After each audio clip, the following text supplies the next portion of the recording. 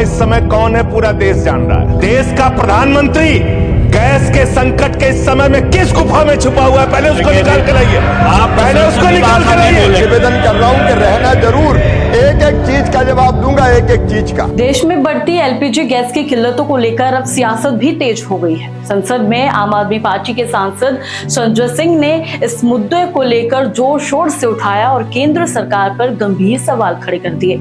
संजय सिंह ने कहा कि देश के कई शहरों में गैस सिलेंडर की सप्लाई प्रभावित हो रही है।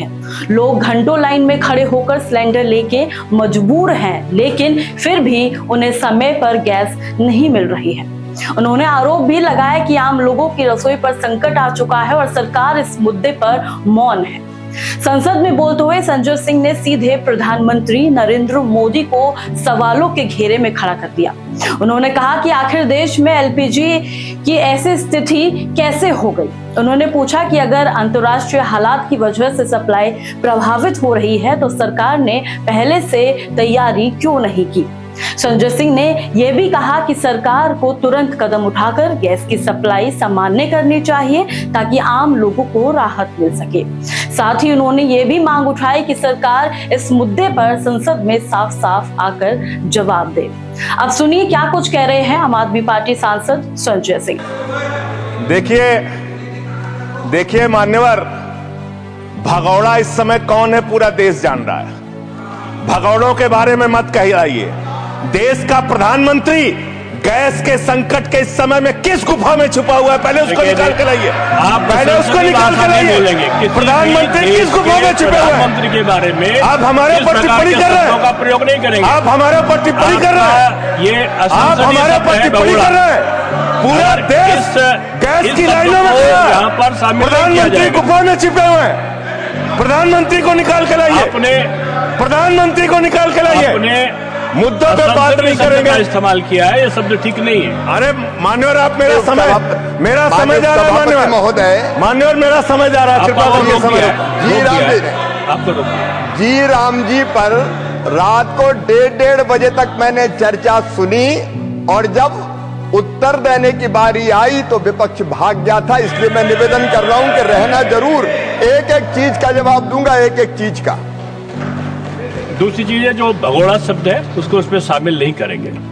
जी मान्यवर, बात करते हैं ग्रामीण विकास की आप बात कर रहे हैं। उज्ज्वला स्कीम के तहत 8 से 10 करोड़ सिलेंडर गांव में आपने बांटे हैं और 10 से 11 करोड़ सिलेंडर के कनेक्शन लोगों ने अपने आप से लिए हैं। 21 करोड़ सिलेंडर के कनेक्शन गांवों में हैं। मैं आपके माध्यम से इस सरकार से पूछना चाहता हूं, मध्य एशिया के अंदर जो युद्ध चल रहा है इजराइल और अमेरिका और ईरान के बीच में, आप क्यों इजराइल की चमचागिरी में खड़े हो गए, जिसके कारण से हिंदुस्तान को आज गैस का संकट भुगतना पड़ रहा है। पूरा देश लाइन में खड़ा है, गांव लाइन में खड़ा है, शहर लाइन में खड़ा है, एक एक इलाका लाइन में खड़ा है। होटल बंद हो रहे हैं मान्यवर। मोरवी के अंदर गुजरात में टाइल्स की फैक्ट्रियां बंद हो रही है मान्यवर। आपने क्या हालत की है। आप राज्यों के साथ न्याय नहीं करते, आप ग्रामीण व्यवस्था के साथ न्याय नहीं करते। आपने बनारस के अंदर 4200 एकड़ जमीन वहां के किसानों की जबरन कब्जा की।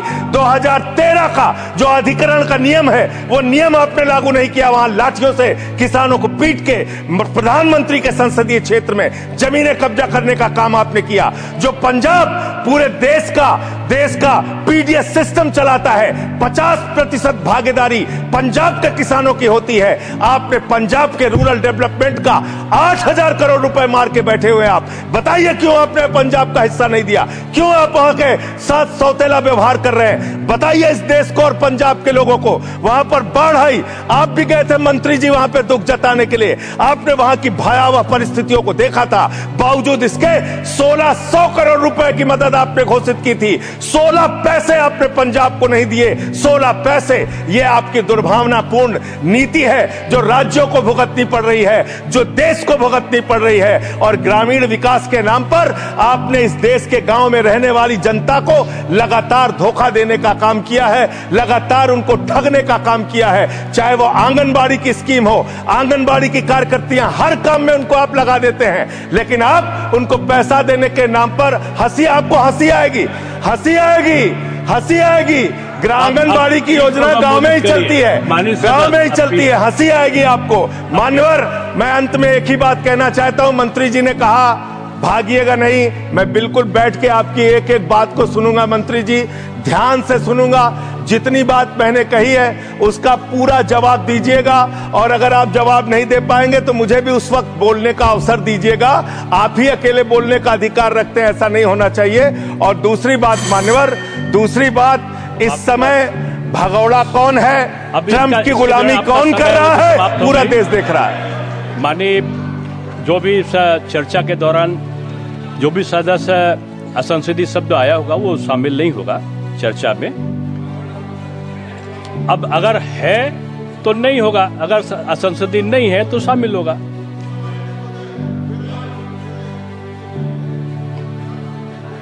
नहीं आएगा, लेकिन आजकल जो व्यवस्था है वो दूर संचार के माध्यम से चली जाती है, इसलिए ये भी व्यवस्था होनी चाहिए कि जिसको रिकॉर्ड में नहीं लिया है वो बाहर भी नहीं जाएगा। अब आपने किस चीज को कहा? जिस चीज को सारी व्यवस्था करेंगे, जेल के शिक्षों में रहोगे और रहे और रहोगे। नहीं बोल सकते, आप सीधे बात नहीं करेंगे माननीय सदस्य, आप सीधे बात नहीं करेंगे, आप सीधे बात नहीं करेंगे। आप पीठ को संबोधित करिए, आप पीठ को संबोधित करिए।